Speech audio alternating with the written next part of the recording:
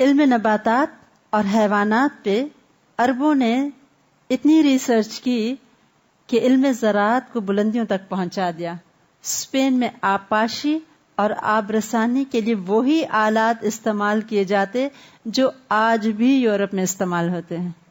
معاہدین کے عہد میں اشبیلیہ کے ماہر زراعت نے زراعت کو ترقی دی. کلمے لگانے اور کاشت کے بہترین طریقے اپنی ایک کتاب میں لکھے جس کا علم اب دنیا کو ہو رہا ہے. یعنی جو طریقے انہوں نے بتائے تھے بوٹینیکلی زراعت کو پروموٹ کرنے کے لیے، بعض ایسے طریقے ہیں جو آج دنیا ان کو ڈسکور کر رہی ہے. چاول، نارنگی، لیمو، گنا، انار، کھجور، خربوزہ، کیلے، چمبیلی، روئی وغیرہ کی کاشت اندلس کے مسلمانوں نے یورپ کو سکھائی. ان لوگوں نے اپنے علاقوں میں یہ چیزیں کاشت کی، اور پھر بعد میں یہاں سے ہوتے ہوتے باقی یورپ والوں نے بھی اس کی کاشت شروع کر لی. مثلاً بڑا دلچسپ واقعہ ہے کہ انار کیسے اسپین میں آیا. عبد الرحمن الداخل آ تو گیا تھا اور حکومت بھی مل گئی تھی اس کو اسپین میں، لیکن وہ بہت اداس رہتا تھا. اس کو شام یاد آتا تھا، اپنا وطن، اپنے پھل. تو اس کی بہن جو شام میں تھی اپنے بھائی کے لیے اکثر وہاں کے جو پھل تھے بھیجا کرتی تھی، کیونکہ ان کے دادا کا ایک بہت مشہور ایک باغ ہوتا تھا، اس میں طرح طرح کے پودے ہوتے تھے. تو وہ بہن کو پتا تھا بھائی یاد کرتا ہے. ایک مرتبہ اس نے وہاں کا ایک مشہور جو انار تھا وہ بھیجا، جو کہ بہت میٹھا ہوتا تھا اور خوب رس بھرا بھی ہوتا تھا.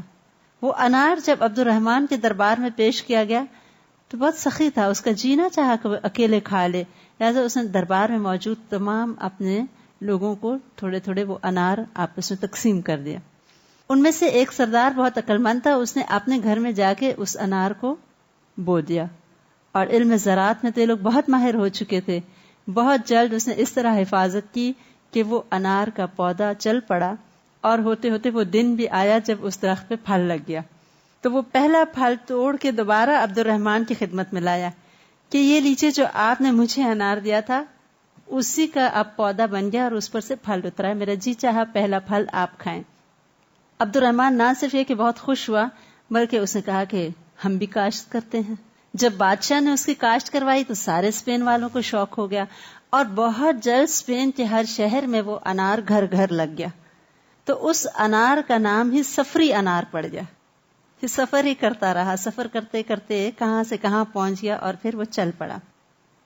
اسی طرح عبد الرحمن الداخل کو کھجور بہت یاد آتی تھی اور کھجور کا درخت بہت مس کرتا تھا. تو پھر اس نے ایک کھجور کا پودا لگوایا اپنے محل میں اور اس کی بہت دیکھ بھال کی گئی تو وہ اکلوتا درخت بالآخر چل پڑا. اور ایک دن عبد الرحمن نے اپنی کھڑکی سے باہر جب اس درخت کو دیکھا تو بہت اداس ہو گیا، اور بڑے مشہور اشعار اس نے بولے تھے جو کہ تاریخ میں موجود ہیں. اس نے کہا تھا کہ اے درخت تو بھی میری طرح غریب الوطن ہے، اپنوں سے دور اور تنہا ہے، اور پردیس میں تو بھی پل رہا ہے. تو اپنا غم تھا، درخت کے ساتھ شیئر کیا. بہرحال یہ لوگ اگرچہ باہمی لڑائیوں میں مشغول رہتے تھے لیکن رعایا کا بہت زیادہ خیال رکھا کرتے تھے. ان میں سے ایک حکمران کے بارے میں آتا ہے کہ وہ اتنا خدا ترس تھا کہ اس نے اعلان کیا کہ میری حکومت کے تمام فقیروں کو ہر چیز دو، حتیٰ کہ تکیے تک بھی فقیروں کو دیے گئے. میرا خیال ہے تاریخ میں انوکھا واقعہ ہے کہ تکیے بھی فقراء کو دیے گئے. کہتے کوئی برے حال یا برے لباس میں وہاں نظر نہیں آتا تھا. گلیاں صاف ستھری چمکتی ہوئی ہوتی تھیں، ہوا اور روشنی کا خاص طور پر اہتمام ہوتا تھا، پانی گھر گھر تک پہنچایا جاتا تھا، حمام تھے بے شمار ایک ایک شہر میں، ہزاروں حمام ایک ایک شہر میں ہوا کرتے تھے. اور یہ ایک صاف ستھری قوم تھی، جبکہ یہ وہ وقت تھا جبکہ پیرس اور لندن کی گلیوں میں کیچڑ اور اندھیرا ہوا کرتا تھا. لوگ گندگی میں ڈوبے ہوئے تھے اور ان کے راہب تو پانی استعمال نہ کرنے پہ فخر محسوس کرتے تھے. اس وقت مسلمانوں کی صفائی ستھرائی، شہر کا عمدہ انتظام، علم، ترقی اور پروگریسو مائنڈڈ لوگ تھے. رعایا کا خیال تھا. ایک حکمران اتنا رحم دل تھا کہ وہ اس حد تک خیال کرتا تھا کہ رات کے اندھیرے میں تھیلیاں بھر بھر کے دولت کی اپنے لوگوں کے ذریعے بیواؤں کو، ضرورت مندوں کو اندھیروں میں بھجوایا کرتا تھا، تاکہ کسی کو یہ بھی نہ پتا چلے کہ فلاں فلاں ضرورت مند ہے اور اس کی مدد کی جا رہی ہے. اسی طرح ان کا دل ہوتا تھا کہ مسجدیں آباد رہیں. تو وہ اندھیری اور سرد ترین راتوں میں، جبکہ اکثر لوگ بارش وغیرہ کی وجہ سے مسجد نہیں جا پاتے تھے، تو ایسے میں اگر کچھ لوگ رات کو مسجد میں پائے جاتے تو بادشاہ تھیلیوں میں ان کو مال بھیجا کرتا تھا انکریج کرنے کے لیے، تاکہ لوگ مسجدوں کو آباد رکھیں. ایک حاکم نے ایک بڑی مشہور پل تھی جہاں سے بہت آمد و رفت ہوتی تھی، اور یہ پل کئی بار مرمت کی جا چکی تھی، لیکن پھر وہ خستہ حال ہوئی تو بہت بڑی قیمت لگا کے اس پل کی مرمت کروائی. ایسے میں رعایا میں سے کسی نے کہہ دیا کہ ہاں کرائی تو کیا کمال کیا، اپنے شکار کی آمد و رفت کی آسانی کے لیے اس نے پل کو ٹھیک کروایا ہے. اس نے عہد کر لیا کہ جب تک زندہ رہوں گا اس پل پر سے نہیں گزروں گا، اور مرتے دم تک وہ اس پل پر سے پھر کبھی نہیں گزرا، تاکہ لوگ یہ نہ کہیں کہ اس نے اپنی ذات کے لیے اس پل کو ٹھیک کروایا ہے. ادھر سائنس کی ترقی آپ دیکھیے کہ اڑنے والی ایک مشین کا ذکر ملتا ہے جو کہ ابن فرناس نامی شخص نے اسپین میں بنائی. وہ مشین کچھ دیر اڑی لیکن پھر گر گئی، اور اس کے بعد اس پہ مزید کام نہ ہوا، اور بالآخر رائٹ بردرز نے جہاز بنایا، اور اس انوینشن کا سہرا ان لوگوں کے سر پہ ہے جنہوں نے اپنے کام کا فالو اپ کیا اور کامیابی تک پہنچایا. کام کی ابتدا کر دینا ہی بہت بڑی کامیابی نہیں ہے، کام کو کامیابی سے ہمکنار کر دینا بہت بڑی بات ہے.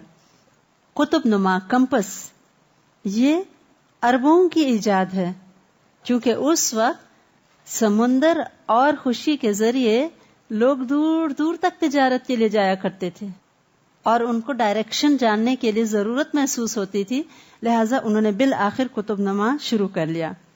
عربوں کی ترقی کا یہ عالم ہو چکا تھا اسپین میں مسلمانوں کا کہ وہ روئی اور استعمال شدہ کپڑے سے بھی کاغذ بنانے لگے تھے، کیونکہ کاغذ کی ڈیمانڈ بہت بڑھ گئی تھی. جب علم کی ترقی ہو رہی تھی اور ایک ایک مصنف اٹھتا اور اپنے اپنے فیلڈ میں 17 اور 20 والیوم پہ وہ کتابیں لکھ جاتا تھا. کاغذ کی ڈیمانڈ جب بڑھی تو مسلمانوں نے اب استعمال شدہ کپڑے کو ری سائیکل کرنا شروع کیا. آج یہ ٹرم ہم اب سنتے ہیں ری سائیکلنگ کی. مسلمان اس زمانے میں استعمال شدہ کاٹن کے کپڑے کو ری سائیکل کرتے اور اس سے کاغذ بنتا، اور جو کاغذ پھر زائد از ضرورت ہو جاتا تو پھر وہ یورپ میں ایکسپورٹ کیا جاتا تھا. اس کے ساتھ ساتھ مسلمانوں نے چمڑے سے بھی کاغذ بنانا شروع کر لیا تھا، اور یہ اتنا اسپیشل تھا، واٹر پروف ٹائپ کا یہ کاغذ ہوتا تھا، اور یہ خاص طور پر لائبریری کی کتابوں کے جلد کرنے کے کام آتا تھا تاکہ کتابیں محفوظ رہیں نمی وغیرہ سے اور دیگر موسم کے اثرات سے. توپ اور ہتھیار اور مختلف اسلحے بھی مسلمان بناتے، اور تلیتلا کے نیزے اور تلواریں خاص طور پر مشہور تھیں، یعنی ہر شہر کی ایک خاص اسپیشلٹی ہوتی تھی. اور اسی طرح توپ ٹائپ کی ایک چیز مسلمان بنایا کرتے تھے. اور پھر جنگی فنون میں نوجوانوں کو برچھیاں مارنا، تلواریں چلانا اور دیگر علوم میں بہت ماہر کر دیا گیا تھا. تعلیم نسواں کا یہ حال تھا کہ اندلس میں مردوں کے ساتھ ساتھ خواتین میں بھی تعلیم عام تھی. معاہدین کی ایک شہزادی تھی جو کہ اپنی شاعری میں اور علم میں، بیان میں بلاغت کی انتہا کو پہنچ گئی تھی، اور اس کی شہرت دور دور تک پہنچ گئی تھی. ام سعد قرطبہ کی مشہور محدثہ تھیں، خاتون. ایک اور خاتون تھی جن کا نام لبانہ تھا، وہ علم ہندسہ کی بڑی ماہر تھیں. الجبرا اور جیومیٹری کے مشکل سے مشکل پرابلمز کو بہت جلد حل کر لیتی تھیں. اور ایک اور مسلمان خاتون کا آتا ہے کہ وہ غرناطہ کی یونیورسٹی میں میتھس پہ جا کے لیکچرز دیا کرتی تھی. حفصہ نامی ایک خاتون تھیں جو خوش نویسی میں کمال کو پہنچ گئی تھیں. العروضیہ معنی اور بیان کی فاضلہ بھی تھیں. انہی قانون کا درس دیتی تھی. لائرز بھی تھیں مسلمان خواتین اس زمانے میں. اور ایک شہر کا آتا ہے کہ صرف ایک شہر میں 127 خواتین خوش نویسی میں مشہور تھیں جو ہر وقت قرآن پاک لکھا کرتی تھیں ہاتھ سے، صرف ایک شہر میں. اب باقی آپ پورے ملک کا اندازہ کر لیجئے. اور ادھر مشہور سیاح ابن بطوطہ یہیں کا تھا. ایک اور مشہور تھا ابن زید العربی القرطبی، اس نے گھوڑوں کے نسب پہ کتاب لکھی. ابن حسان نے اندلس کی تاریخ لکھی، اور ایک 60 جلد پر مشتمل تھی تاریخ، اور ایک 10 جلدوں پر. اور یہ بھی یاد رکھیں کہ ابھی پرنٹنگ نہیں ہے، ہاتھ سے لکھی جا رہی ہیں کتابیں. یہ صرف ایک آدمی کی تصنیف ہے. طب کا کیا حال تھا؟ میڈیسن میں مسلمان اتنے آگے تھے کہ اندلس کے مشہور طبیب ہیں زہراوی اور ابن زہر، اور ایک اور مشہور جراح تھا ابو القاسم. کہا جاتا ہے فن جراحی کا یہ معجد تھا. کتابیں بھی لکھتے، جڑی بوٹیوں کے اوپر تحقیق کرتے، دوائیاں بناتے، اور سب سے پہلے کڑوی گولیوں کے اوپر میٹھی کوٹنگ مسلمانوں نے کی. شوگر کوٹڈ پلز، اس کی ابتدا مسلمانوں نے کی. گھڑیاں ایسی ایسی کمال کی بناتے تھے کہ دھوپ سے چلنے والی سن ڈائل ٹائپ کی گھڑیاں ہوا کرتی تھی جو صرف دھوپ کی انرجی سے چلتی تھی. اور جو تو کارخانے تھے ان کا پوچھیے کچھ نہ کہ ایک ایک شہر میں کتنے کارخانے ہوا کرتے تھے. ایک شہر میں سوتی کپڑا بڑا مشہور تھا، ایک شہر کا ریشم بہت مشہور تھا، ایک شہر کے برتن بڑے مشہور تھے، پوٹری جسے ہم کہتے ہیں. اب وہ اتنی فائن چائنا بنایا کرتے تھے کہ کہتے ہیں کہ اس جیسے فائن چائنا شاید ہی پھر دوبارہ بنا ہو. اور یورپ تک دور دور وہاں کے برتن خریدے جایا کرتے تھے اور پسند کیے جاتے تھے. شاندار عمارتیں بنتی، سائنس اور ٹیکنالوجی ترقی کر رہی تھی. اشبیلیا میں کپڑے بنانے کے 5000 سے زائد کارخانے تھے. ایک شہر کے قریب 100,000 کے قریب زیتون کے درخت تھے. یعنی کوئی صرف زرعی تھا، کوئی صرف انڈسٹریل ایریا تھا، اور زراعت کا یہ حال تھا. 100,000 کے قریب زیتون کے درخت ایک شہر کے پاس تھے، اور وہاں زیتون کا تیل صاف کرنے کے کارخانے لگا دیے گئے تھے. اور بیسٹ آلیو آئل اس زمانے میں اسپین میں بنتا اور ساری دنیا میں جایا کرتا تھا. غرناطہ میں کوئی جگہ ایسی نہ تھی جہاں انگوروں کی بیلیں نہ چڑھی ہوئی ہوں. اس کے ساتھ ساتھ مختلف مسالہ جات مسلمانوں نے اگائے، جس میں زعفران، کالی مرچیں، بادام، پستے، توت وغیرہ تھے. ریشم کے کیڑے بھی رکھے جاتے، سوتی کپڑا بھی بنتا، ریشمی کپڑا بھی بنتا. اور عام لوگ اسپین میں اس وقت جو لباس پہنتے تھے وہ یورپ کے صرف بادشاہ پہن سکتے تھے اس زمانے میں. یعنی اتنی خوشحالی اور ترقی تھی کہ عام شہری کا بھی سٹینڈرڈ ایک بادشاہ کے برابر ہو گیا تھا. پوری دنیا میں اندلس جیسا کپڑا کہیں نہیں بنتا تھا. ایس پی اسکاٹ لکھتے ہیں کہ کپڑے بنانے میں مسلمانان اندلس کو کمال حاصل ہو گیا، اور ان کا ہمسر کوئی نہیں تھا جو ان جیسا کپڑا بنا سکے.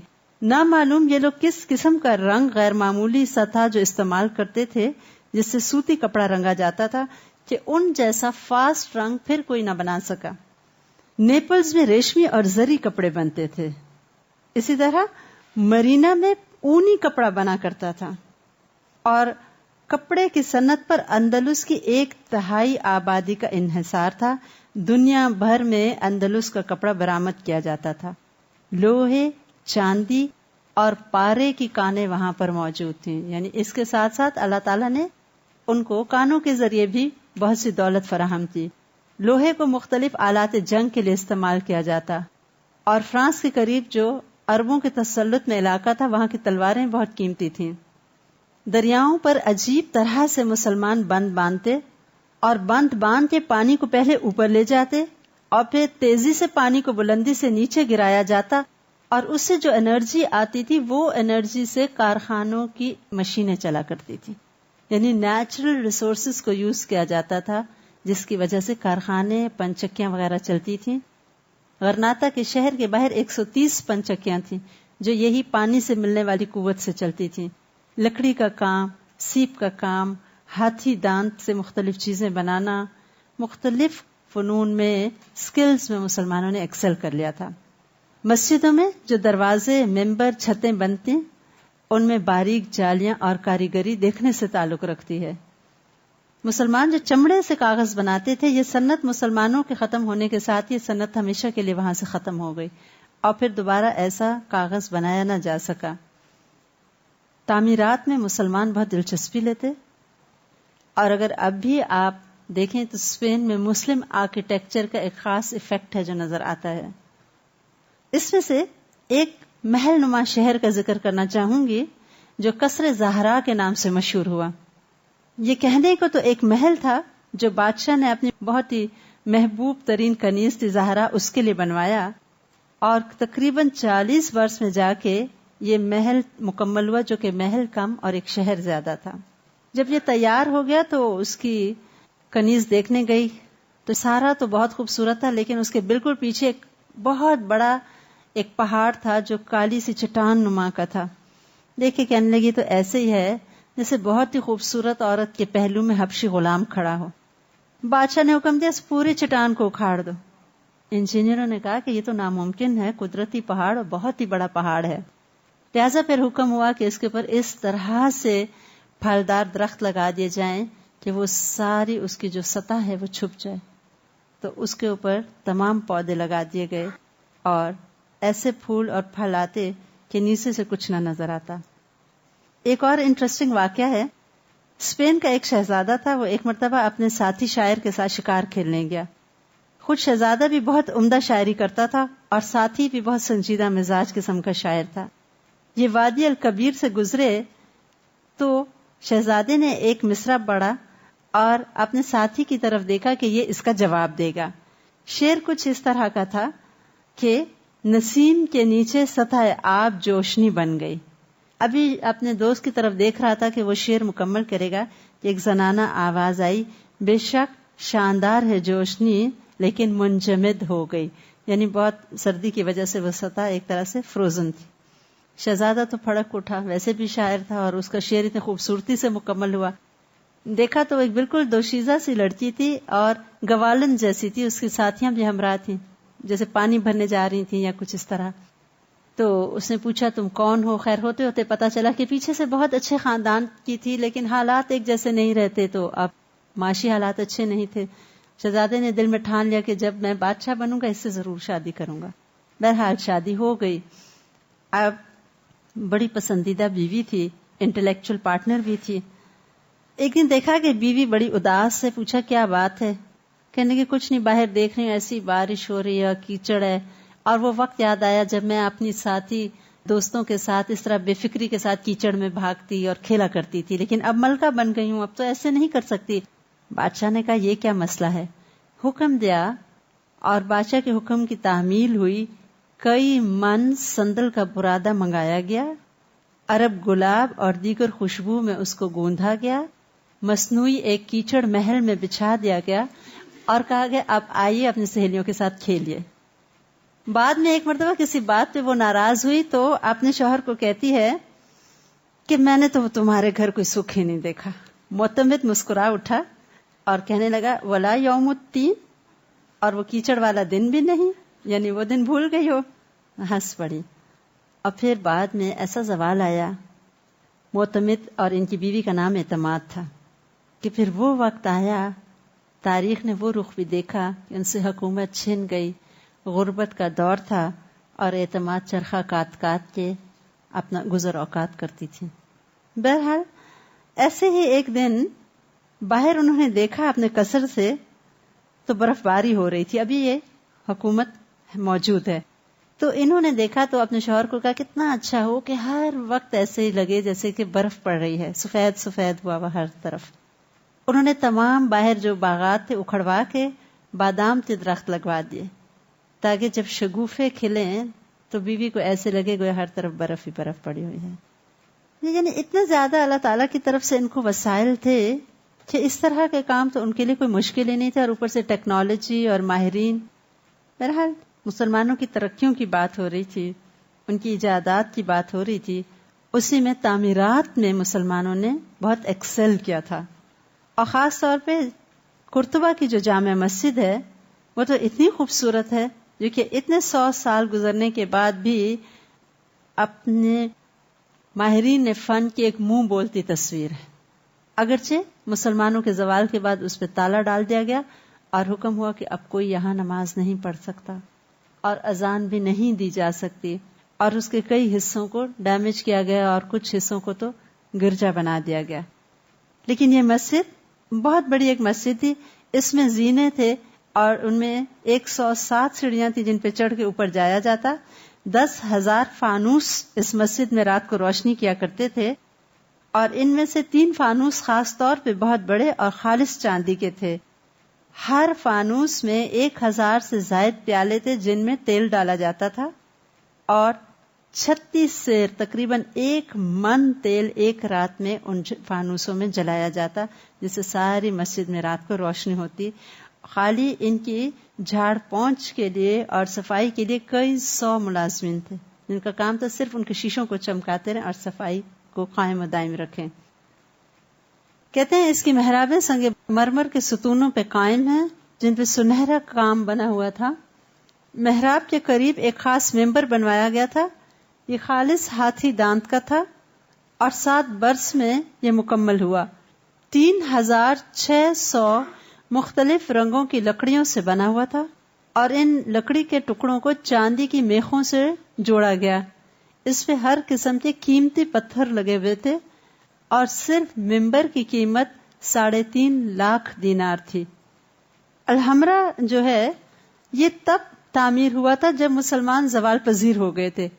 اب ان کے پاس ویسی دولت نہ رہی تھی جیسے پہلی ہوتی تھی، کچھ حصے نکل چکے تھے، عیسائیوں کے ہاتھوں میں تھے. اس وقت مسلمانوں نے سرخ مٹی سے یہ تعمیر کی اور الحمرہ دراصل وسیع و عریض باغات پہ مشتمل ایک تعمیر تھی اور اس میں مسلمانوں کے 700 سالہ تجربات کی نچوڑ کو شامل کیا گیا. اب کہتے ہیں کہ اس میں بہت مہنگا سنگ مرمر اور دیگر قیمتی پتھر تو نہ لگائے جا سکے، لیکن پھر بھی اس کا علاقہ 2200 کلومیٹر کے رقبے پہ پھیلا ہوا تھا اور اپنی دیوار اور 22 برجوں کی وجہ سے یہ دور سے قلعہ نما تعمیر نظر آتا ہے. مشہور جغرافیہ دان الادریسی قرطبہ سے پڑھ کے نکلا تھا، جس نے سسلی کے ایک بادشاہ کے کہنے پر چاندی کا گلوب بنایا تھا، اور دنیا کا پہلا گلوب جس میں ساری دنیا کا نقشہ تقریباً وہی ہے جو آج بھی آپ گلوبز پہ دیکھتے ہیں، تو وہ قرطبہ کے ایک شاگرد کا کام تھا. پہلا گلوب الادریسی کا بنا ہوا.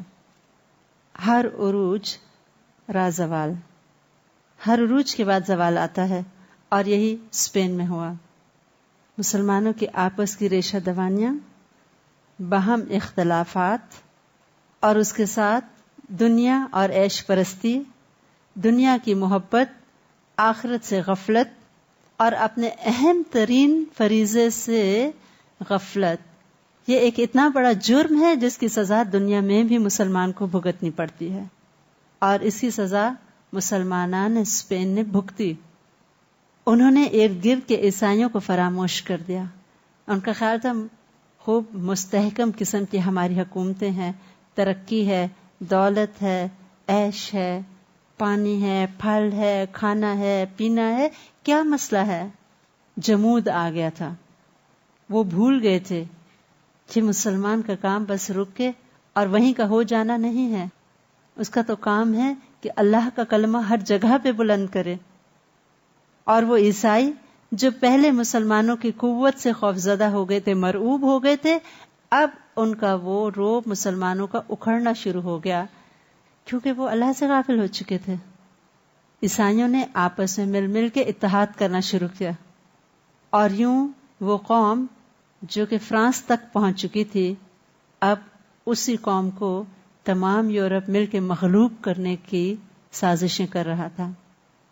ایک خاتون کا میں نے پڑھا، وہ کہتی تھی کہ میرے شوہر فرانس میں تھے تو میں ایک جگہ پہ گئی، ان کا نام ہے زکیہ ارشد حمید اور ان کی کتاب ہے سورج کے ساتھ ساتھ. انہوں نے اپنے سفر نامے میں لکھا کہ مجھے اسپین کے کرب کا احساس ایک مرتبہ ہوا جب میں نے پیرس کے مضافات کے ایک مقام پہ ٹورز کا بورڈ لگا ہوا دیکھا. میں نے سوچا میں یہ ٹور کروں گی، اور لیوان کا علاقہ تھا. یہ وہ قدیمی علاقہ تھا جو بالکل مسلمانوں کی اسپین کی سرحد کے ساتھ فرانس کا ملتا تھا.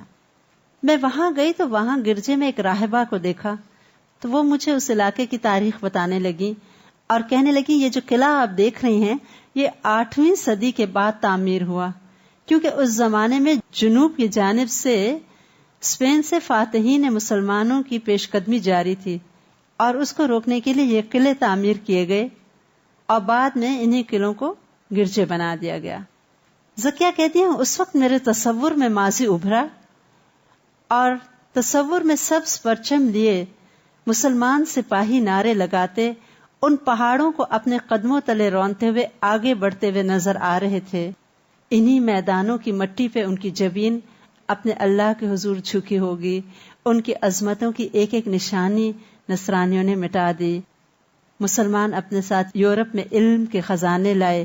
ریاضی، سائنس اور طب قابل ذکر ہے، لیکن مسلمانوں کے زوال کے بعد یہ ایجادات یورپ والوں کے نام منتقل ہو گئیں. اندلس زوال پذیر ہوا. چھوٹے چھوٹے ٹکڑوں میں اب یہ حکومت بٹنے لگی. چھوٹی چھوٹی ریاستیں، خود غرضی، اپنی حکومت، اپنا مفاد اور دنیا پرستی مسلمانوں کی سوچ کا محور یہی رہ گیا. حال یہ ہوا کہ بھتیجا چچا کے خلاف بغاوت کر دیتا اور باپ بیٹے کو قتل کر کے ہٹا کے حکومت لینے کی پلاننگ کرتا. باپ آگے بڑھتا کسی جگہ کو فتح کرنے اور پیچھے سے بیٹا قابض ہو جاتا اس کی حکومت پہ. ایسی قوم بھلا کیسے فلاح پا سکتی ہے؟ عیسائیوں نے دیکھ لیا کہ ان کا اتحاد کمزور ہو گیا ہے، وقت آ گیا ہے ان کو نکال دیا جائے. ایک کے بعد ایک ان کی یونائٹڈ فورس حملہ کرتی اور مسلمانوں سے آہستہ آہستہ اسپین کے علاقے نکلنا شروع ہو گئے اور دوبارہ عیسائیوں کے تسلط میں آنے لگے. اور ایسے میں ایک نالائق ترین مسلمانوں کا آخری حکمران تھا ابو عبداللہ. وہ عیسائیوں کو اپنے ہی مسلمانوں کے خلاف مدد کے لیے پکارتا اور کہتا اگر تم لوگوں نے میرے اپنے مسلمانوں کے خلاف مدد بھیجی اور مجھے فتح ہو گئی میں تمہیں فلاں فلاں علاقہ اپنا دے دوں گا. یہی تو عیسائیوں کو چاہیے تھا. ہر ایک کے بعد ایک کے بعد ایک ان کے قدم آگے بڑھنے لگے. حالانکہ یہ وہ مسلمان تھے کہ ان کے آگے کوئی ٹھہر نہیں سکتا تھا، لیکن عیسائی بھی اپنے موقف پہ مضبوط رہے اور اتنے 100 سال کے بعد بھی ان کے ایک ہی عزم اور ارادہ تھا کہ ہم نے اپنے علاقے سے ان کو نکالنا ہے. اور ان کی لانگ ٹرم پلاننگ ہوتی تھی جس پہ آخرکار وہ کامیاب ہوئے اور مسلمان کوتاہ اندیشی سے سوچتے رہے، اس لیے وہ شکست پہ شکست پانے لگے. ایسے میں مسلمانوں نے وہ کردار نہ اپنایا جو ابتدا میں اسپین کے مسلمانوں نے اپنایا تھا کہ عیسائیوں کی بجائے انہوں نے مسلمان فاتحین کو افریقہ سے مدد کے لیے پکارا تھا. اور اس نے یہی کہا تھا کہ زیادہ سے زیادہ یہی ہوگا کہ فاتح میری حکومت پہ چھا جائے گا تو کوئی بات نہیں، عیسائی کے حوالے ملک کرنے سے بہتر ہے کہ کم از کم مسلمان آ کے میرے ملک کو لے لے. لیکن انہوں نے اس طرح نہیں سوچا. اسپین نکل گیا ہاتھوں سے. ابو عبداللہ صرف غرناطہ تک آخرکار محصور ہو کے رہ گیا، وہ ننھی سی جگہ. اب وہ اسی پہ خوش تھا، کم از کم میں یہاں ہوں، یہ میرا ہے. اور اس کا خیال تھا وہ یہاں حکومت کرتا رہے گا. یہی اس کا خام خیال تھا. سب علاقہ تو نکل گیا، ایک غرناطہ رکھ کے وہ کیا کر سکتا تھا؟ ہر طرف تو خود دشمنوں کو لا بٹھایا تھا انہوں نے. آخرکار اب آخری بادشاہ کو کہا گیا کہ یہ علاقہ خالی کر دو، یہاں سے نکل جاؤ. اس نے امن و امان طلب کی عیسائیوں سے کہ میں نکل جاؤں گا، آپ وعدہ کریں کہ مسلمانوں سے کوئی تعارض نہیں ہوگا، ان کو آرام سے یہاں سے جانے دیا جائے گا. کیونکہ مسلمانوں کا تو یہی اخلاق تھا، جب وہ ایسے معاہدے کرتے تھے تو دشمنوں کو جانے دیتے تھے. اور یہی مسلمانوں کی نادانی تھی. انہوں نے سوچا کہ جیسے ہم کرتے رہے ایسا ہی ہمارے ساتھ ہوگا. ایسا نہ ہوا. ابو عبداللہ آخرکار چھوڑ کے غرناطہ کو نکلا اور اس قدر مسلمان گر چکے تھے اور عیسائیوں کی ہیبت اور رعب اتنی دل میں کہ یہ آخری حکمران جب نکلا چابی دینے تو عیسائی بادشاہ کے آگے عزت کے ساتھ گھوڑے سے اتر کے اس کو بڑی عزت سے چابی پیش کرنے لگا. اس نے کہا نہیں ٹھیک ہے، آپ گھوڑے سے نہ اتریں، تعظیماً چابی صرف ہمیں دے دیں. اور یوں یہ بادشاہ اور اس کی بیوی ایزابیلا کی ہمت کے ساتھ مسلمانوں کے ہاتھوں سے پورا اسپین نکل گیا. وہ صبح جب ابو عبداللہ نکلا روتا ہوا، اور جب غرناطہ سے کچھ دور چلا گیا تو پلٹ کے غرناطہ کو دیکھا تو رونے لگا. سورج غروب ہو رہا تھا اور اسلام کا سورج بھی اسپین میں غروب ہو رہا تھا. ماں نے کہا جس جگہ کی حفاظت تم مرد بن کے نہیں کر سکے، آج اس کو دیکھ کے عورتوں کی طرح کیوں رو رہے ہو؟ سب لوگ نکل گئے اور ہلال غروب ہوا، صلیب بلند ہوا. 1,00,000 عربی کتابوں کو جلایا گیا اور ان کتابوں کو جلا کے عیسائیوں نے شہر میں چراغاں کیا. فتح کا جشن منایا گیا. اور اس کے بعد مسلمانوں کو حکم ہوا کہ یا عیسائی بن جاؤ یا یہاں سے نکل جاؤ. عربی زبان بین ہے، عربی لباس بین ہے، اذان بین ہے، اور اجتماعی نماز بھی بین ہے. اسلامی تشخص کو پوری طرح مٹانا مقصود تھا. مسلمان نکلنا شروع ہوئے، لیکن وعدے کے خلاف ورزی کرتے ہوئے کئی ہزار مسلمانوں کو زندہ جلا دیا گیا. چھپ چھپا کے کچھ لوگ نکلے اور ابو عبداللہ بھی اپنے خاندان کے ساتھ نکل گیا. پھر سقوط غرناطہ کے بعد عیسائیوں نے وہ ظلم ڈھائے جو کہ شاید ہی کسی فاتح قوم نے مفتوح پہ ڈھائے ہوں. مسلمانوں کا نام و نشان مٹ گیا. اور علامہ اقبال روتے ہیں، لکھتے ہیں، نالہ کش شیراز کا بلبل ہوا بغداد پر، داغ رویا خون کے آنسو جہاں آباد پر، آسمان دولت غرناطہ جب برباد کی، ابن بدروں کے دل ناشاد نے فریاد کی. غم نصیب اقبال کو بخشا گیا ماتم تیرا، چن لیا تقدیر نے وہ دل کہ جو تھا محرم تیرا. تو غم ہر مومن کے دل میں ہے. اسلام کے زوال پہ غم ہے، اپنی غفلت اور نادانیوں کا غم ہے. اور اسپین کی کہانی ہمیں ایک پیغام دیتی ہے کہ اگر اب بھی مسلمان ہوش میں نہ آئے اور اب بھی اگر انہوں نے اپنے فرض سے غفلت کی تو یہ کہانی بار بار دہرائی جائے گی. اندلس کا ایک اور معنی بھی ہے، اور اس کا مطلب ہے شدید خشک سالی کے بعد بارش کا آنا. انشاءاللہ پھر وہ بارش آئے گی کہ اندلس میں پھر اسلام زور پکڑے گا اور پھر یہ ہریالی ہر طرف چھائے گی. اور اس کی ایک ننھی سی کوشش مراکش کے ایک امیر نے شروع کی، اور کچھ دیگر مسلمان ملکوں نے بھی، لیبیا وغیرہ نے مل کے کوششیں کی کہ کم از کم اسپین میں دوبارہ مسجد بنانے کی اور عبادت کرنے کی اجازت دے دی جائے. پچھلے سال جولائی کی بات ہے، مسلمانوں کی پہلی مسجد تعمیر ہوئی، حکومت نے اجازت دی، اور اتفاق سے یہ بھی غرناطہ میں بنائی گئی ہے. اور یہاں سے وہ کیپٹل غرناطہ نظر آتا ہے جس کا سقوط ہوا تھا آخر میں. میں چاہوں گی کہ آپ لوگوں کو کچھ کتابیں سجیسٹ کر دوں. معین الدین ندوی صاحب ہیں، ان کی ایک کتاب ہے سیرہ الصحابہ، یہ 11 والیومز میں ہے.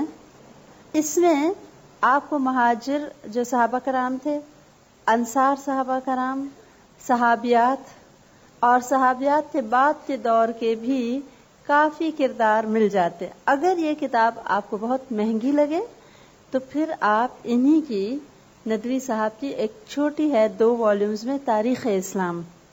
تاریخ اسلام، معین الدین ندوی نام ہے ان کا.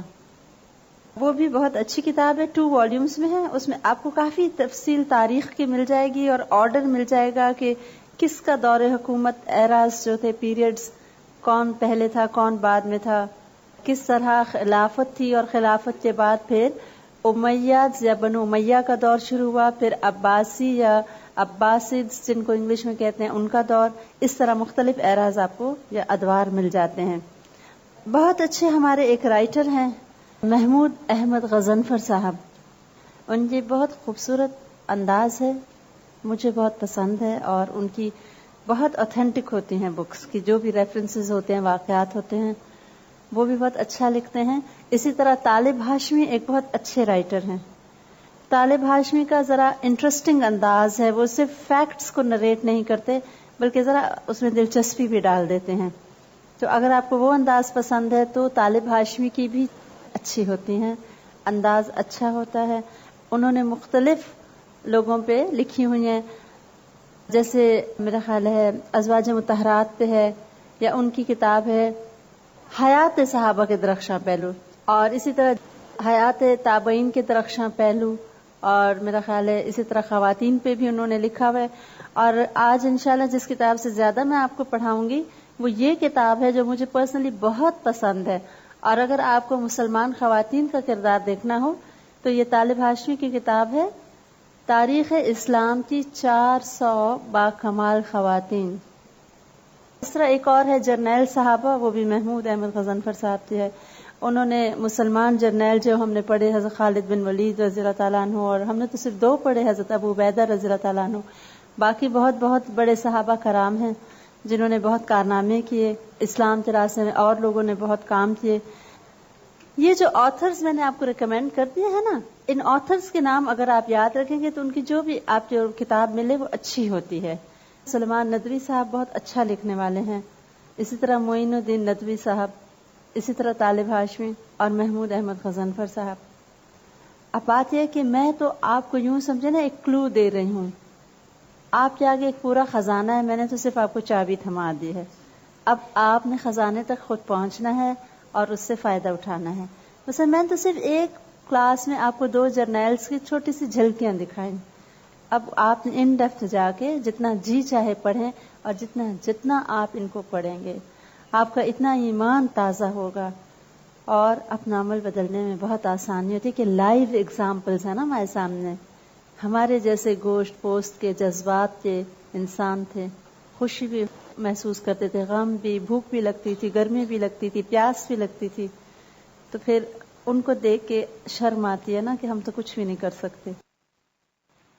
یا رب دل مسلم کو وہ زندہ تمنا دے جو قلب کو گرما دے، جو روح کو تڑپا دے. یا رب دل مسلم کو وہ زندہ تمنا دے جو قلب کو گرما دے، جو روح کو تڑپا دے.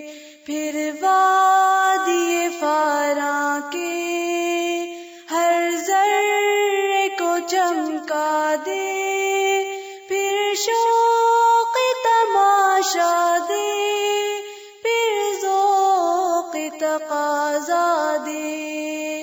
محروم تماشا کو پھر دیدائے بینا دے. دیکھا ہے جو کچھ میں نے اوروں کو بھی دکھلا دے. یا رب دل مسلم کو وہ زندہ تمنا دے جو قلب کو گرما دے، جو روح کو تڑپا دے. بھٹکے ہوئے آہو کو پھر سوئے حرم لے چل، اس شہر کے خوگر کو پھر وسعت صحرا دے. پیدا دل ویراں میں پھر شورش محشر کر، اس محمل خالی کو پھر شاہد لیلا دے. یا رب دل مسلم کو وہ زندہ تمنا دے جو قلب کو گرما دے، جو روح کو تڑپا دے. اس دور کی ظلم